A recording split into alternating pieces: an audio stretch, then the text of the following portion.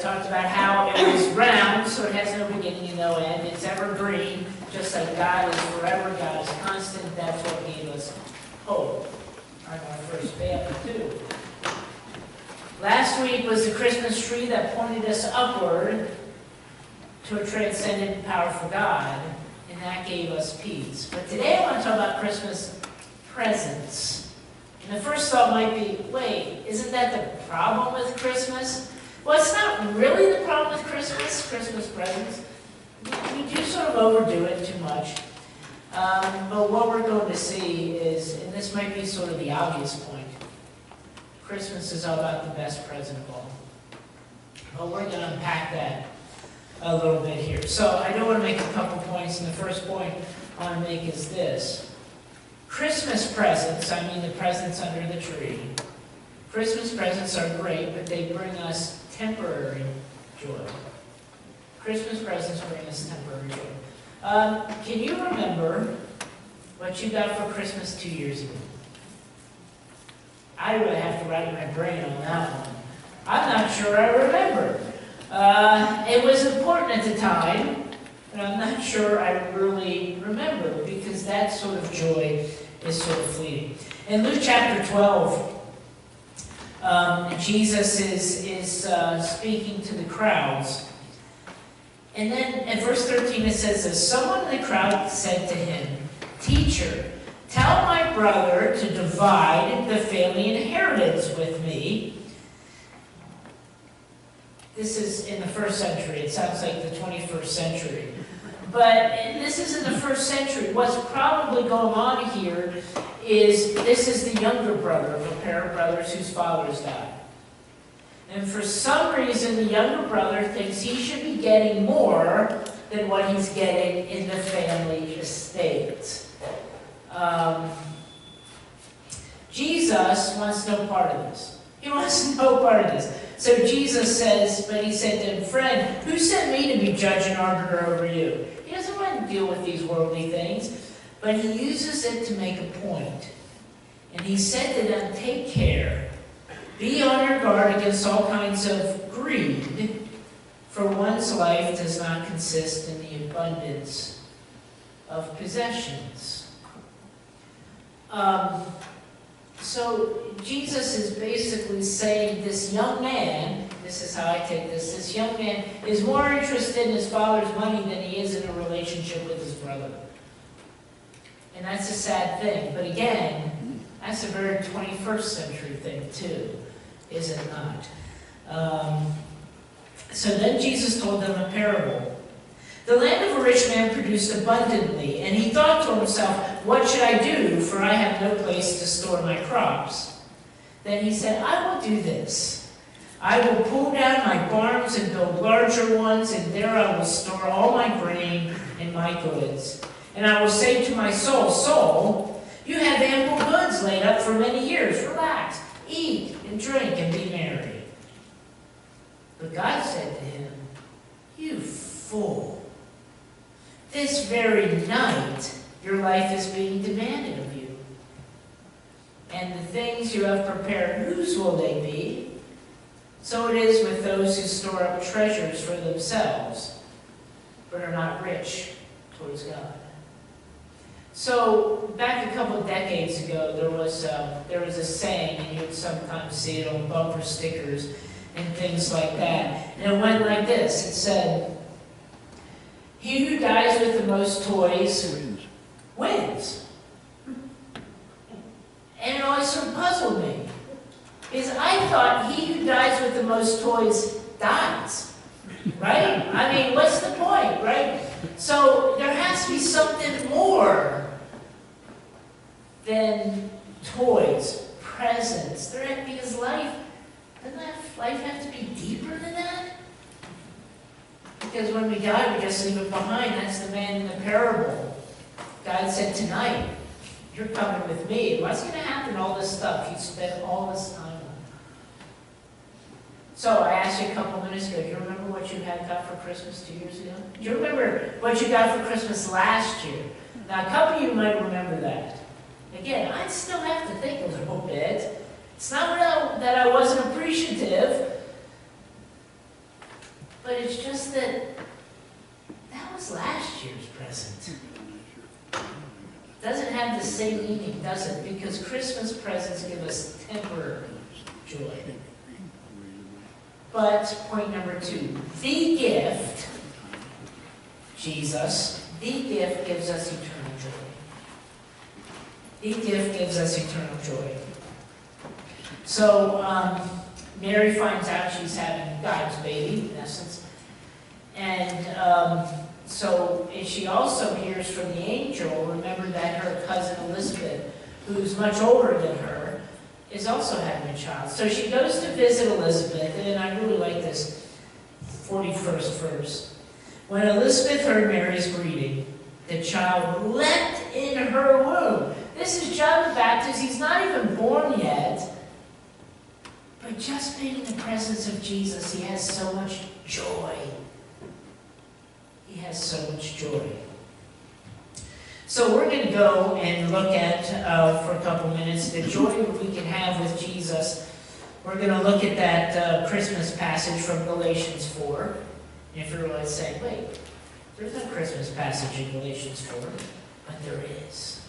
Tucked away in Galatians 4, starting at the 4th verse, Paul writes this. But when the fullness of time had come, the fullness of time, that just means the right time. That just means God's time, okay? When the fullness of time had come, God sent his son, born of a woman, born under the law. Born of a woman, what's that talking about? Christmas. This is a Christmas passage. And then, Paul goes on to say, this is why we should have joy. This is why we should have joy. He says, in order that God sent his son, born of a woman, born under the law, in order to redeem those who are under the law. So that's the first thing. We're redeemed, meaning we're saved. Actually, literally, the term redeemed here means to buy someone out of slavery. That's what the term originally meant. In other words, if someone was a slave, you could go to the master and say, here's how much money I'll give you if you release them. That's what Jesus has done for us. He's brought us out of slavery. But slavery to what? Well, we were slaves to sin. Some of us even were slaves to Christmas presents. When I was a kid, I was a slave to Christmas presents. Christmas presents were all, that's all there was, right? Do you know what I would do to make sure I got the right Christmas present? Now, it started the day the Sears and Roebuck catalog came. You know? And it was tough because I had 5 brothers and siblings, 5 brothers and sisters. So I had to fight to get that catalog. You know, I'm doing all this for my present, right? So I had to fight to get that catalog, and I had to scour that catalog. That looks good, but you can't look at everything. You can't have 7, you know, so you pick what you want. And then I had to either write a letter to Santa, or I had to go and visit Santa. Just tell Santa what I wanted. And then every once in a while, before Christmas, some presents, not from Santa, but other presents from relatives and stuff would show up under the tree. Of course, I'd have to find my present, right? And I won't tell you if I shook it or not. But you know, I wanted to protect my present.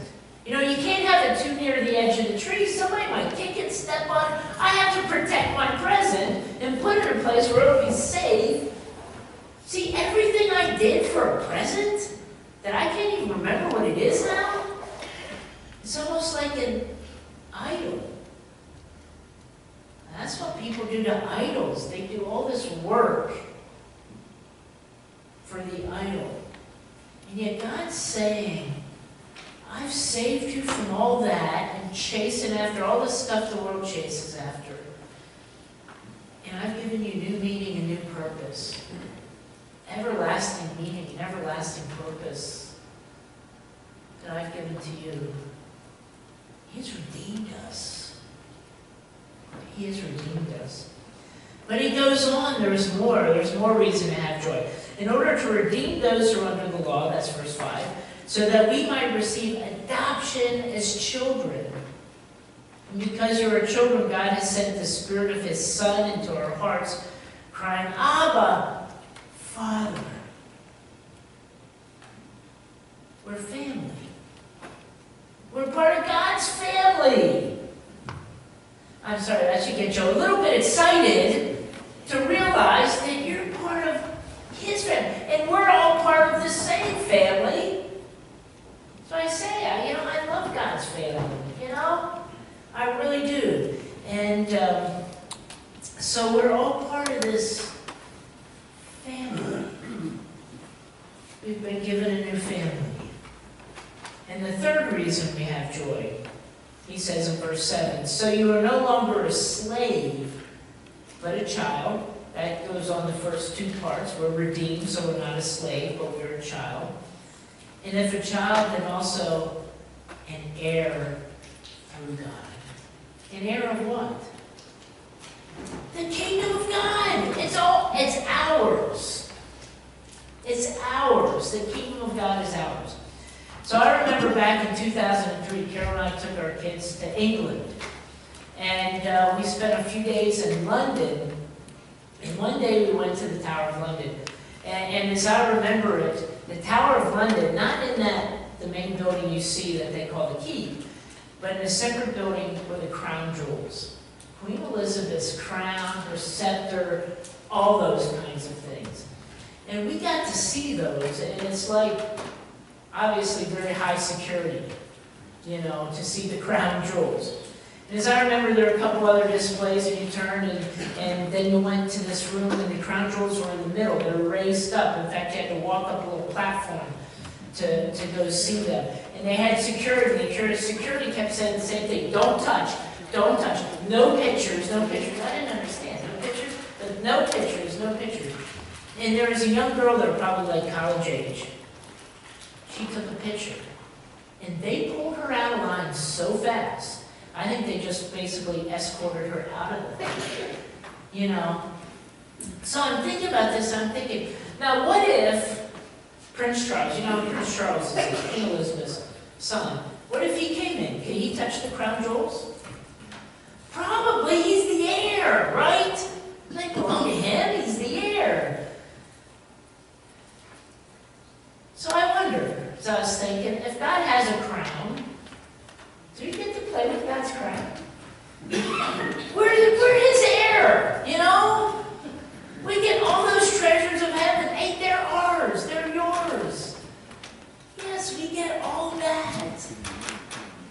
We're not experiencing right now, but we get all that. So that's the joy we have, because we have the inheritance. We have the inheritance. This brings us to the point that if we have joy, that joy should overflow out of us. When something really good happens, you want to tell everybody. That's what should happen to us every day. Romans 15:13 puts it this way. May the God of hope fill you with all joy and peace in believing, so that you may abound in hope by the power of the Holy Spirit. I don't really care for that version, abound in hope. The New International Version says, so that you may overflow in hope by the power of the Holy Spirit. We have all this joy, it just overflows. It comes out of us. So let's look at a couple examples from the Bible about joy overflowing. The first is the shepherds. In verse 10, we know the shepherds are in their fields and it's just an ordinary night. And then the angel comes, scares them half to death. And then, but the angel says, do not be afraid, for see, I'm bringing you good news of a great joy for all the people. To you is born this day in the city of David a Savior, who is the Messiah, the Lord. So they go to see the Messiah, and they see the Messiah. And then verse 20, they're coming back, and it says, the shepherds returned, glorifying and praising God for all that they had heard and seen, as it had been told them. They're praising, they're telling everybody, because their joy is overflowing. Another example from the Bible, Luke 24. Now Jesus has grown up, he's been crucified, he's been resurrected from the dead. Jesus is getting ready, what we call the ascension, to go back to the Father and sit at the right hand of the Father. Last two verses of Luke's Gospel. And so Jesus has ascended, and then it says the disciples, and they worshipped him and returned to Jerusalem with great joy, and they were continually in the temple, blessing God. They didn't go back to that upper room, praise God. They're in the temple, and it's just overflowing, and they don't care who hears. Because they have joy. Eternal joy. And if you don't have joy, let me give you a couple of thoughts here. One is go back and look at the Nativity story, or go back and read Galatians 4. Read Galatians 4 to remind us of all that we have and have joy for.